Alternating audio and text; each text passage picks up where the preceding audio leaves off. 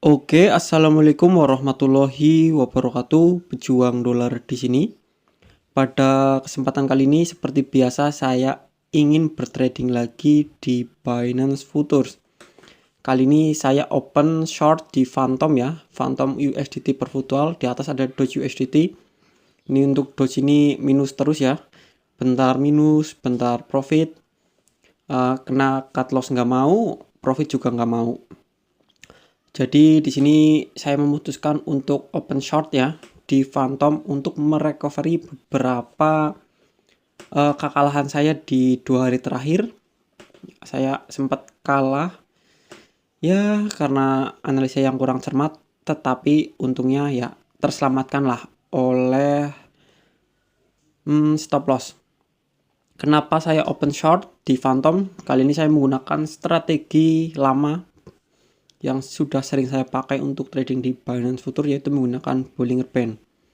Oke, pertama dari time frame 4 jam. 4 jam itu sudah berada di upper pita Bollinger, itu ada potensi penurunan.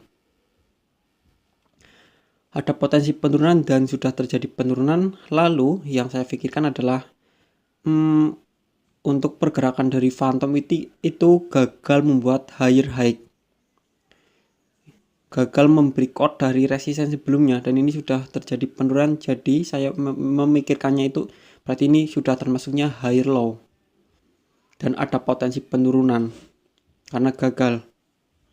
Nah, lalu saya perkecil lagi ke time frame 1 jam. Oh, ternyata di 1 jam ini tadi sudah sampai di upper Bollinger Band juga, lalu terjadi penurunan sampai ke garis tengah ya, garis tengah pita Bollinger. Ini di sekitaran exponential moving average 21 juga sih kayaknya. Nah, nih. Menempel dari exponential moving average lalu mantul ke atas nih di candlestick hijau. Mohon maaf jika ada suara ayam. Semoga saja sih tidak terdengar. Mantul sampai di sini atas. Lalu saya lihat di sini, oh ternyata di sini ada supply. Terjadi pantulan dan akhirnya saya memutuskan untuk open short ya. Open short dengan resiko seminimal mungkin,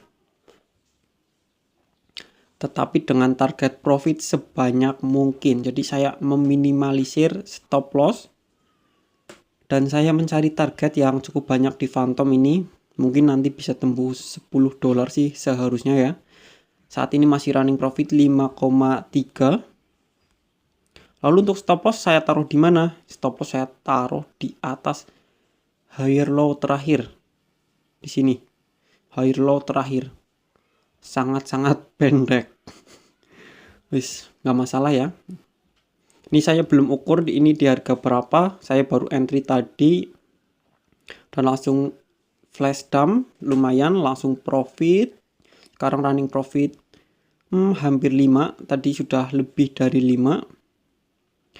Nanti akan saya lanjut ketika ya profit 78 US dolaran lah, nanti akan saya lanjut. Saya akan tentukan dulu stop loss. Saya belum buka di desktop ya, melalui laptop karena lebih mudah untuk menentukan harganya.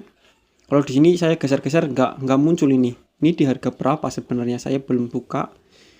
Ini jam 2:30 1 siang. Nanti akan saya lanjut ketika sudah profit 78 US dolaran. Oke, jadi sangat-sangat simpel ya. Mungkin saya ulangi lagi. Di sini sebenarnya saya fokus menggunakan Bollinger Band. On 4 jam di upper, di 1 jam juga tadi di upper, lalu turun di garis tengah mantul and then breakout, dan di 30 menit ini tuh sudah sampai di lower di bawah lalu naik ke garis tengah and then turun lagi. Saya sebenarnya paling fokus di time frame 30 menit ini. Saya lihat di sini naik gagal, turun, apalagi di sini kan ada supply. Dan saya memutuskan untuk entry dengan margin yang cukup lumayan. Di sini saya menggunakan margin 4,35 tetapi menggunakan leverage-nya itu cross 50 kali. Jadi ya pergerakannya seperti inilah. Sangat-sangat cepat. Saya berharap nanti turunnya itu sampai ke area ini. Di sini. Oke, akan saya lanjut nanti ketika sudah running profit dan saya juga ingin menentukan target profit saya.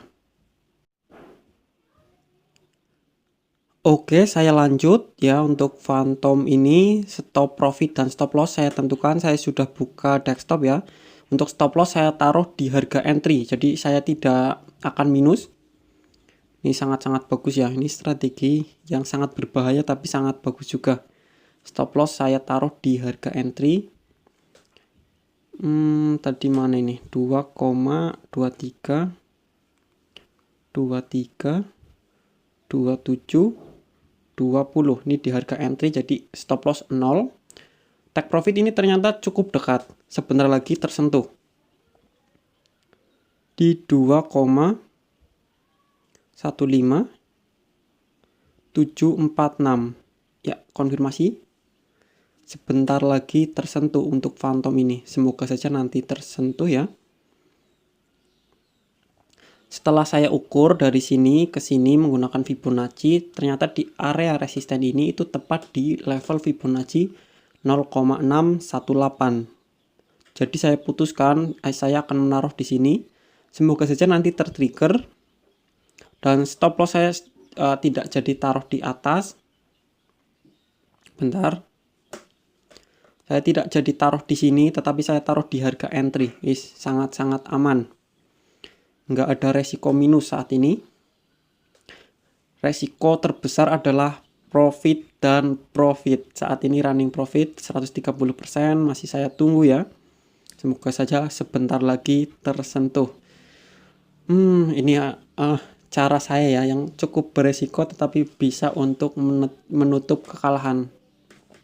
Karena dalam 2 hari ini saya terkena stop loss kayaknya ada 4 kali, berarti $8.